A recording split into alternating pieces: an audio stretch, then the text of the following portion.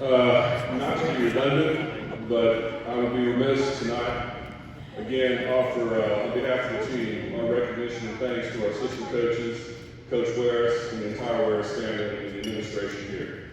Thank you so much.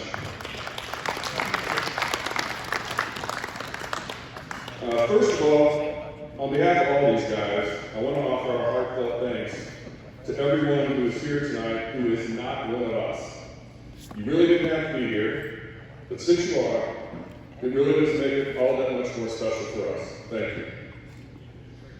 As team captain, I feel like it's my job tonight to paint a picture about what it was like to be on this team and why we were here.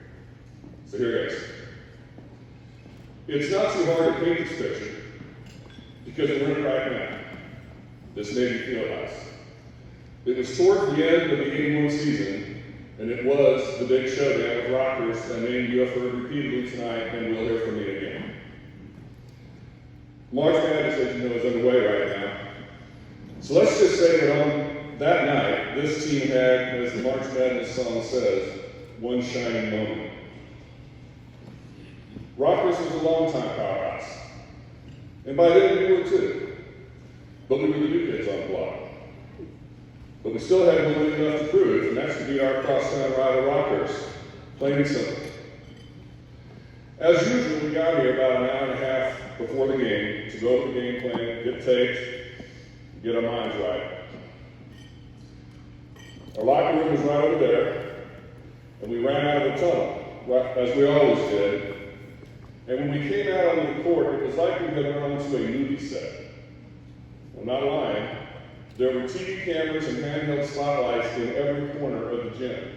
And as we did our lap around the gym, you had to kind of remind yourself, don't look at the camera, dummy. And the field house itself, you've heard a lot about this already, not only was it almost full when we came out for warm-ups, the tops were almost full too. By the time the game started, up on top, it was 2 and 3 deep. People crammed in to watch the game. There was a fire marshal present, which should tell you something about the expectations of that game. And the fire marshal had to stop the team, the school, from selling tickets before the game began. Shut it down. About, I think it was 5 minutes in, Barbie Harden launched a shot from that corner. I was at the point. Bobby Hart made a lot of shots from the corner, but that one he did not make, and it made that sound, where it hits the front rim from the back, and then kind of floats back. And as that ball floated back, Michael Moran was streaming in. And he caught that ball at its apex in front of 2 Rockers players, cocked it, and threw down a tomahawk jam that scared my ass.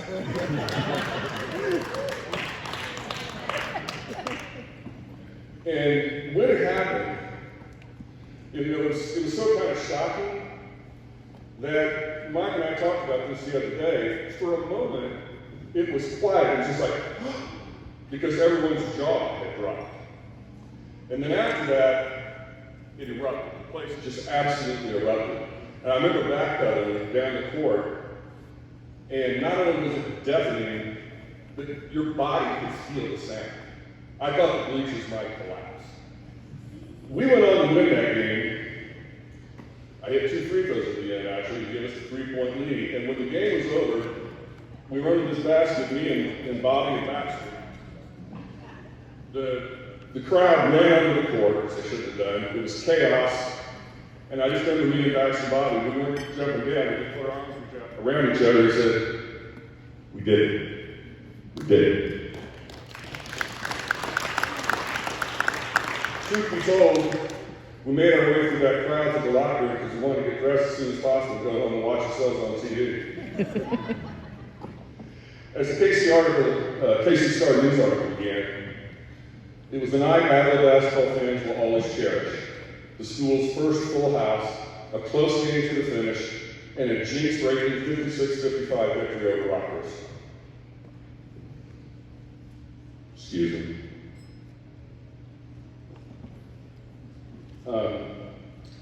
The 79-80 team was the first team that we all played on together, and the team that christened the opening of this Navy Fieldhouse during the second semester of 1980. That team was 18-12, and was the first team to really put Avila basketball on the map. The next two teams, and this is really a 3-year span, the 81 and 82 teams really spread their wings and flew. We added 2 new sharpshooters to this core, Jim Donnelly and Bobby Harden, and by then we really had no team weakness. Everyone here had an important role to play during that 3-year span.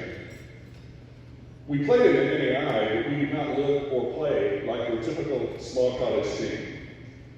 For context, nationally, the NAI had 32 districts, and we played in District 16, as you've heard, which was the entire state of Missouri, composed of some 25 or 30 teams.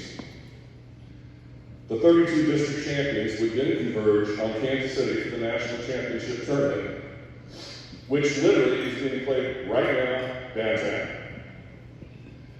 The Midwest was a hotbed for NAI basketball, and Drury University, as you've heard, was a powerhouse in our district forever. The year before this team hit the court, Drury won the district and went on to win the national championship. We did not play them the following year, but the next 2 we did, and we laid 4 consecutive losses on Drury.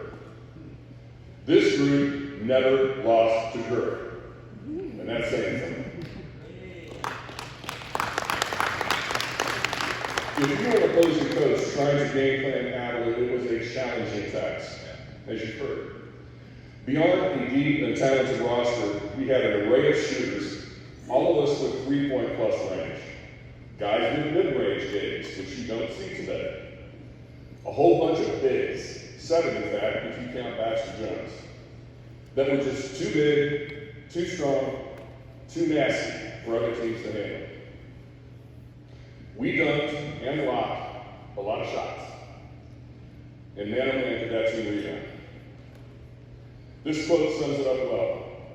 We had a hard time matching up with their big guys on the front line, said Missouri guy coach Dick Davis. They dominated us on the boards. We couldn't use the zone because they were shooting so well, 69% in the first half. And then we couldn't keep up with them in a man-to-man. Yep. The last 2 teams had similar seasons. First semester, we lose 3 or 4 games we had no business losing. Then rip off long win streaks to start the second semester, 9 in a row in 81, 8 in a row in 82. Following are just a few anecdotes from over those 3 years, and I'll quote from some news articles so that you know I'm not lying and telling fish stories.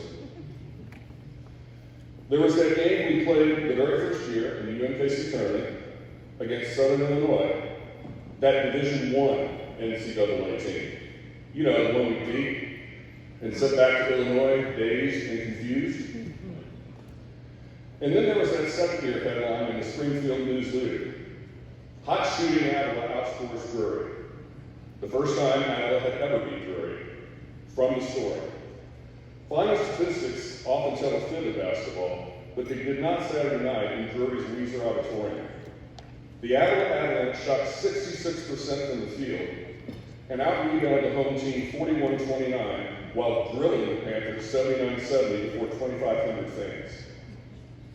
This is the biggest win ever, Avila's coach Bill Harris said, slumped over a chair. We had our best player hurt, Mark Hatchett, but I just had a feeling we were going to do this anyway.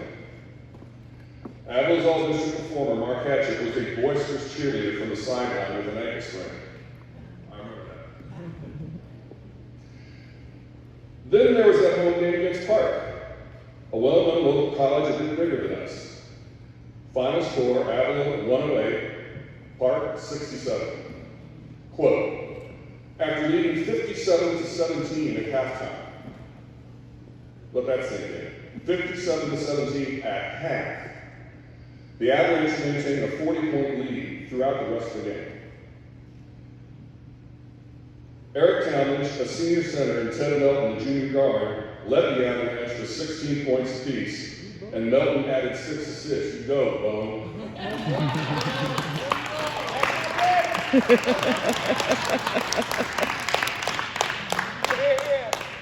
Avila had 83 field goal attempts in that game, shooting at a 54% clip.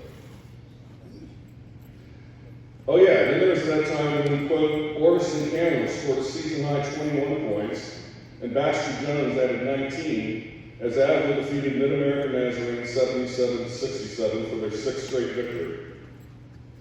Candler, a senior forward who also led Avila with 13 rebounds, gave the Avalanche momentum when he hit a 35-foot shot at the halftime buzzer. By the way, that happened during a stretch of time when that year's starting center, Eric Townley, was unavailable. Big O stepped up, and for that stretch and really for the rest of the year, it seemed like we had recruited Karl Malone to Avila.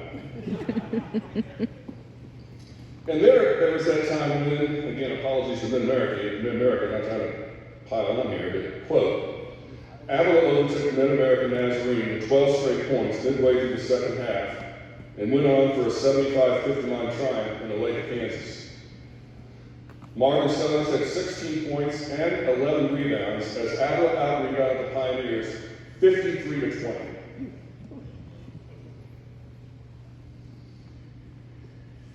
Excuse me. Now, the various stats from each of these games sound familiar, but the names change. On any given night, it could be any one or two or three guys that were making it happen. And finally, there was that time when the headline read, remember this, guys? Hungry Avila pulls second upset, sets sights on steak and lobster. Quote, even if Coach Bill Harris, this is from the story, even if Coach Bill Harris winds up with the case of the financial shorts, the last week was worth it for Avila basketball. Quote, the players have always chided me about not taking them to good places to eat on the road, where it said, Omarosa. So I promised them a week ago that if they beat Drury and Rockhurst in a row, I'd treat them to a steak and lobster dinner. Avila players can get their napkins and appetites ready. They earn the treat by beating the two teams that share the number one rating in District 16, beating Drury at home Wednesday and Rockhurst on the road Saturday night. Mark Hatchett led at Avila with 21 points and was all but unstoppable down the stretch in the second half.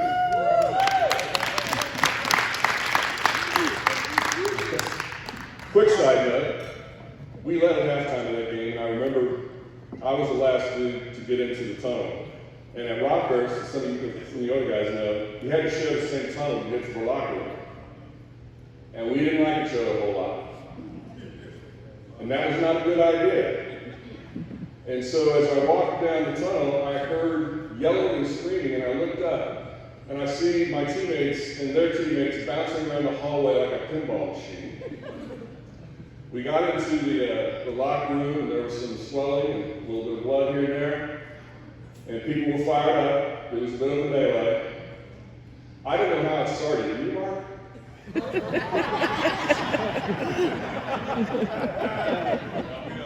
That's what I thought it said. As it turns out, though, we were all seniors then. And we got our act together, and we went out, and we kicked our asses 7-2 in one game. So I hope these little stories have rekindled some memories and helped our guests better understand why this team is being honored tonight. In closing, the last game that this group played together was in '82 in the District 16 Championship Semi. We were the 3 seed playing Missouri Western, the 2 seed in St. Joseph, Missouri. We were so close to our goal, to become district champs and a trip to the national tournament. But we were derailed 89-82. And it was how we were derailed that to this day is still hard for me to accept. On a night when we lost by 7 points, Missouri Western had one player, Pete McNeil, who had a once-in-a-generation type game, scoring 50 points all by himself. 50. On 20 of 27 shooting with no 3-point shots. Now, technically, he had 49, but it felt like 50, so I'm going with 50. To this day, it is the single-game scoring record at Missouri Western. On the bus ride home at Sunday for us seniors, that from this point forward, no one would ever pay real money again to watch us play in a real game. and that really sucked. But in 3 years, we accomplished a lot. Made Avila a known college basketball brand in Missouri, and had become a band of brothers. It's been a long time, but the core group here, we're all still friends, because through all the battles and trials and the tribulations, we formed a special bond.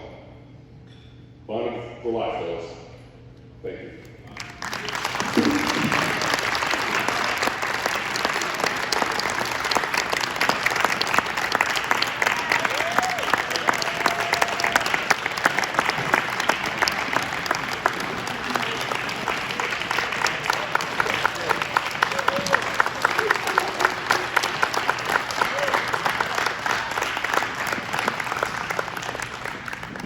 Hey, Darrek, I think I speak for our coaches when I say maybe we can pull the bleachers out tonight, recreate that, and get these bleachers broke finally. We're pretty close. I think we can do it tonight. Maggie. Y'all,